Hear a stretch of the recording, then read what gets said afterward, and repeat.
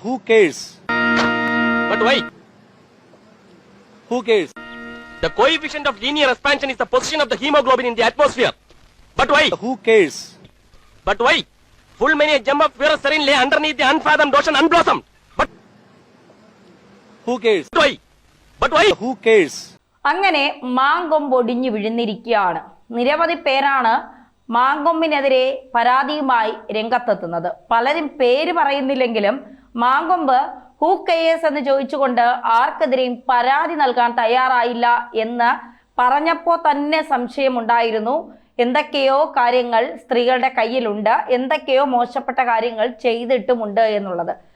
കഴിഞ്ഞ ദിവസം മാധ്യമപ്രവർത്തകയും മോഡലിംഗ് രംഗത്തെ അഭിനയിക്കുന്ന യുവ നടിയുമൊക്കെയായ റെനി ആൻഡ് ജോർജ് പറഞ്ഞത്, ഹൂ കെയേഴ്സ് ആറ്റിറ്റ്യൂഡുള്ള ഒരു നേതാവ് അയാളെ ആ സ്ഥാനത്ത് വച്ചിരിക്കണമോ എന്ന് ഒരു ധാർമ്മികമായ ചോദ്യം ഇവിടത്തെ അയാൾ ഏത് പാർട്ടിയിലാണോ നിൽക്കുന്നത് ആ പാർട്ടിയിലെ നേതാക്കളോടാണ് ചോദിക്കുന്നത്. അതായത് രാഷ്ട്രീയ നേതാവ്, യുവ നേതാവ്, ജനപ്രിയൻ, പിന്നെ റീൽസിലൂടെ ജനങ്ങളെ കയ്യിലെടുക്കുന്നവൻ, വാക്കുകളിലൂടെ സ്ത്രീകളെ കയ്യിലെടുക്കുന്നവൻ, അങ്ങനെയൊക്കെ വലിയ വിശേഷണങ്ങളുള്ള ഒരു യുവ നേതാവിനെ കുറിച്ചാണ് പറഞ്ഞതെങ്കിൽ ആ യുവ നേതാവിൻ്റെ പേരും ഉൾപ്പെടെ പറഞ്ഞുകൊണ്ടാണ് അവർ തുറന്നെഴുത്ത് നടത്തുന്നത് എന്നുള്ളതാണ്. ഹണി പറയുന്നത് ഇങ്ങനെയാണ്: രാഹുൽ മാങ്കൂട്ടം അനുഭവം. ഇങ്ങനെയാണ് അവരുടെ പോസ്റ്റ്. നിങ്ങളെ എനിക്ക് വ്യക്തിപരമായി അറിയില്ല. കഴിഞ്ഞ ദിവസങ്ങളിൽ മാധ്യമങ്ങളിൽ നിങ്ങളുടെ പെൺ വിഷയങ്ങളുമായി വാർത്തകൾ വരെയും എനിക്ക് നിങ്ങളുടെ വ്യക്തിപരമായ വിഷയങ്ങളൊന്നും തന്നെ അറിവില്ല. അതുവരേക്കും രാഷ്ട്രീയത്തിലെ നിങ്ങളുടെ ഒട്ടും മാതൃകാപരമല്ലാത്ത പ്രവൃത്തികളെക്കുറിച്ചല്ലാതെ വ്യക്തിപരമായ വിഷയങ്ങളിൽ ധാരണകളും ഉണ്ടായിരുന്നില്ല.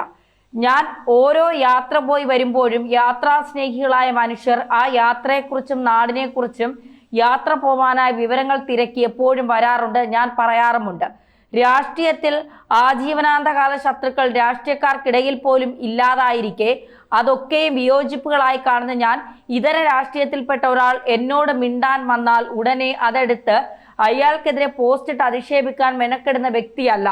രാഷ്ട്രീയ വിയോജിപ്പുകൾക്കിടയിലും മാന്യരായി ഇടപെടുന്ന മനുഷ്യരോട് മാന്യതയോടെ ഇടപെടാൻ പറ്റും എന്നുള്ളതാണ് എൻ്റെ രാഷ്ട്രീയ ശരി ബോധ്യം. ജൂൺ 9 ഞാൻ ശ്രീലങ്കൻ യാത്ര നടത്തുന്ന സമയം നിങ്ങൾ അന്ന് എൻ്റെ ഇൻസ്റ്റാ മെസ്സഞ്ചറിൽ ആദ്യമായി വന്നു. എൻ്റെ ഫോട്ടോയ്ക്ക് ഹൃദയം അയച്ചുകൊണ്ടായിരുന്നു നിങ്ങളുടെ തുടക്കം. യാത്രയുടെ ഡീറ്റെയിൽസ് തിരക്കിക്കൊണ്ട് ശ്രീലങ്ക പോവാൻ നിങ്ങൾക്ക് പ്ലാൻ ഉണ്ട് എന്ന് പറഞ്ഞുകൊണ്ട് ഒരു മുൻവിധികളും ഇല്ലാതെ നിങ്ങൾക്ക് ഞാൻ അത് വിശദീകരിക്കുകയും ചെയ്തു. ശേഷം നിങ്ങൾ നിലമ്പൂർ ഇലക്ഷനെ കുറിച്ച് ഇടത് സ്ഥാനാർത്ഥി തോൽക്കുമെന്ന് ബെറ്റ് വെച്ചു പോയി. രാവിലെ നോക്കിയപ്പോൾ നിങ്ങളുടെ മെസ്സേജുകൾ തുടർച്ച കണ്ടു. ചാറ്റ് നിർത്താൻ തനിക്ക് ഉദ്ദേശമില്ല എന്ന് അതിൽ നിന്ന് എനിക്ക് കോഴിക്കോട്ട് ഒരു കട്ടുണ്ടേ ചാറ്റ് നിർത്താൻ തനിക്ക് ഉദ്ദേശമില്ല എന്ന് അതിൽ നിന്നും എനിക്ക് കോഴിക്കാട്ടം മണത്തതിനാൽ നിങ്ങൾക്ക് റിപ്ലൈ തന്ന് നിങ്ങളെ പ്രോത്സാഹിപ്പിച്ചില്ല. ഞാൻ മറുപടി തരാത്തത് കൊണ്ട് ആ ചാറ്റ് അവിടെ അവസാനിച്ചു. നിങ്ങളുമായുള്ള എൻ്റെ ആദ്യത്തെയും അവസാനത്തെയും കമ്മ്യൂണിക്കേഷൻ ആയിരുന്നു. പല വിധത്തിൽ നിങ്ങളുടെ ചൂഷണ ശ്രമങ്ങളെ നേരിട്ട സ്ത്രീകൾ അനുഭവം തുറന്നു പറഞ്ഞുകൊണ്ടിരിക്കെ അന്നത്തെ എൻ്റെ ധാരണ തെറ്റിയില്ല എന്ന് എനിക്ക് ബോധ്യം വന്നെങ്കിലും മാന്യമായി നടന്ന ഒരു സംഭാഷണത്തെ വെച്ച് അധിക്ഷേപിക്കാൻ ഞാൻ മുതിർന്നില്ല. പക്ഷേ ഇന്നലെയാണ് നിങ്ങൾ എന്നോട് ചാറ്റ് നടത്തിയതിൻ്റെ പിന്നിലെ അശ്ലീല കഥ ഞാൻ അറിയുന്നത്. അതും യൂത്ത് കോൺഗ്രസിലെ നിങ്ങളുടെ ചങ്കുകളിൽ ഒരാൾ വഴി. എന്തുമാത്രം തരം താഴ്ന്ന ഒരുത്തനാണ് എന്ന്. ഈ പോസ്റ്റിന്റെ കാരണവും അതാണ്. നിങ്ങൾ ആ സംഭാഷണത്തെക്കുറിച്ച് യാതൊരു ഉളുപ്പുമില്ലാതെ നിങ്ങളുടെ അതേ വിശാല മനസ്കതയുള്ള കള്ളന് കഞ്ഞിവെച്ചു കൊടുക്കുന്ന യൂത്ത് കോൺഗ്രസിലെ നിങ്ങളുടെ സുഹൃത്തുക്കളോട് പറഞ്ഞത് ഞാൻ നിങ്ങളോട് അങ്ങോട്ട് വന്ന് ചാറ്റ് ചെയ്തു എന്നും ഇത് പതിവാണെന്നുമാണ്. അതിലും എന്നെ ഞെട്ടിച്ച കാര്യം ആ കോഴിക്കാട്ടങ്ങൾക്ക് നടുവിലിരുന്നാണ് ആ സംഭാഷണം നിങ്ങൾ നടത്തിയത് എന്ന സത്യമാണ്. നിങ്ങൾ എന്തെഴുതിയെന്നോ ആര് സംഭാഷണത്തിന് ആദ്യം വന്നു എന്നോ ആ കോഴിക്കാട്ടങ്ങൾ അറിഞ്ഞിട്ടില്ല. നിങ്ങൾ പറഞ്ഞതും വിശ്വസിച്ച് കോഴിക്കാട്ടങ്ങളിലെ മറ്റൊരു കോൺഗ്രസ് പ്രവർത്തകൻ, നിങ്ങളുടെ തോളിൽ നിരന്തരം കൈയിട്ട് നടക്കുന്ന നേതാവ് എൻ്റെ ഒരു സുഹൃത്തിനോട് ഈ കാര്യം പറഞ്ഞു വന്നപ്പോൾ ആ വ്യക്തി കിൻഡൽ കനത്തിൽ തിരിച്ചു മറുപടിയും നൽകി. നിങ്ങളുടെ അതേ കോൺഗ്രസ് പ്രസ്ഥാനത്തിൽ പ്രവർത്തിക്കുന്ന ആളായിട്ട് പോലും നിങ്ങളെപ്പോലൊരു രാഷ്ട്രീയ മാലിന്യത്തോട് മാലിന്യമാണ് എന്നറിഞ്ഞിട്ട് കൂട്ടുകൂടാൻ ക്യൂ നിൽക്കാൻ മാത്രം അതപ്പതിച്ചിട്ടില്ല എൻ്റെ രാഷ്ട്രീയ ബോധം എന്ന് തന്നെ മറുപടി നൽകി. സ്ത്രീകളോട് അങ്ങോട്ട് പോയി മിണ്ടി അവരുമായുള്ള സംഭാഷണങ്ങളെ പെർവേർട്ടുകൾക്കിടയിൽ മോശമായി ചിത്രീകരിച്ച ആളാകുന്ന നിങ്ങളിലെ സൈക്കോയെ കൂടി ജനം അറിയേണ്ടതുണ്ട്. അതിനാണ് ഈ പോസ്റ്റ്. രാഷ്ട്രീയമായി നിങ്ങളോടുള്ള എൻ്റെ വിയോജിപ്പുകൾ എൻ്റെ വോളിൽ ഞാൻ ദയയുമില്ലാതെ കടുത്ത ഭാഷയിൽ എഴുതിയിട്ടുള്ള ഒരാളാണ്. നിങ്ങളിലെ വ്യാജനെ കുറിച്ച് നിലമ്പൂർ ഇലക്ഷൻ പോസ്റ്റിൽ പോലും പറഞ്ഞിട്ടുണ്ട്. എന്നെക്കുറിച്ച് പോലും ഇമ്മാതിരി വഷളത്തരം പറയാൻ ചെറിയ ഉളുപ്പൊന്നും പോരാ എട്ടുകാലി മമ്മൂഞ്ഞെ. ആൾക്കൂട്ടത്തിലിരുന്ന സ്ത്രീകളെ കുറിച്ച് ആഭാസം പറഞ്ഞ് ഇലഭ്യച്ചിരിച്ചിരിക്കുന്ന ഒരുത്തനെ കൂടി ഇതിൽ നിന്ന് വ്യക്തമാകുന്നുണ്ട്. നിങ്ങൾ അടുത്തിടപഴകിയിട്ടുള്ള നിങ്ങളിലെ പാർട്ടിയിലെ തന്നെ സ്ത്രീകളെ ഓർത്ത് ഭയവും സഹതാപവും തോന്നുന്നു. എന്തുമാത്രം അശ്ലീലങ്ങൾ ഈ ലൈംഗിക ദാരിദ്ര്യം പിടിച്ച കൂട്ടങ്ങൾക്കിടയിൽ നിങ്ങളോട് നേരിട്ട് ഇടപെട്ട സ്ത്രീകളെ കുറിച്ച് അപ്പോൾ പാളി നടന്നിട്ടുണ്ടാകാം. നിങ്ങളോടൊപ്പം സ്വകാര്യത പങ്കിട്ട സ്ത്രീകൾ എന്തുമാത്രം ഭയന്നിട്ടുണ്ടാവും. അതൊന്നും പുറത്തു പറയാതെയാണ് ഇരിക്കുന്നത് എന്ന് ഊഹിക്കാൻ പറ്റും. ഇന്നൊരു യൂത്ത് കോൺഗ്രസ് പ്രവർത്തക പറഞ്ഞ കാര്യം നിങ്ങൾ അടക്കമുള്ള യൂത്ത് കോൺഗ്രസിലെ സകല പെർവേറ്റുകളെ കുറിച്ചും വ്യക്തമായ ധാരണ ഷാഫി പറമ്പലിനുണ്ട് എന്നാണ്. നിയമസഭയിൽ പോയി സ്ത്രീകൾക്ക് വേണ്ടി വലിയ പ്രസംഗം നടത്തുന്ന അയാൾ യൂത്ത് കോൺഗ്രസിലെ സ്ത്രീലമ്പടന്മാർക്കെതിരെ യൂത്ത് കോൺഗ്രസ് പ്രവർത്തകർ കൊടുക്കുന്ന ഒരൊറ്റ പരാതി പോലും ഗൗനിക്കാറില്ല എന്നാണ്. ആ സ്ത്രീ കൊടുത്ത പരാതി പോലും ഗൗനിച്ചിട്ടില്ല എന്നാണ്. കോൺഗ്രസ് പ്രവർത്തക ആയതുകൊണ്ട് മാത്രം അവർ എഴുതാതെ ഇരിക്കുന്നു എന്നാണ്. എത്ര ഗതികെട്ടിട്ടാവും ഈ തെമ്മാടിക്കൂട്ടത്തെ കുറിച്ച് എന്നോട് ഇങ്ങനെ പറഞ്ഞത്. ഒരു പീഡനം നടത്തിയവനേക്കാൾ അറപ്പ് തോന്നേണ്ടത് ഒരിക്കൽ മിണ്ടുകയോ വിശ്വസിച്ച് കൂടെ നടന്നതോ സ്വകാര്യത പങ്കിടുകയോ ചെയ്ത സ്ത്രീകളെ കുറിച്ച് ആ സ്വകാര്യത പാടി നടക്കുകയോ തന്റെ മനോവൈകല്യം പോലെ കഥകൾ പടച്ചു വിടുകയോ ചെയ്യുന്ന ആഭാസന്മാരോടാണ്. ട്രോമയിലകപ്പെട്ട സ്ത്രീകൾക്ക് ഒരിക്കലും പുറത്തു വരാൻ സാധിക്കാത്ത വിധം ആ നിറം പിടിച്ച കഥകൾ അവരെ നശിപ്പിച്ചു കളയും. അത്തരം ആൺകൂട്ടങ്ങൾ സ്ത്രീകൾക്കുണ്ടാക്കുന്ന അപകടം ചെറുതല്ല. അവർക്ക് മാപ്പില്ല, മാന്യതയുള്ള മറുപടി അർഹിക്കുന്നുമില്ല.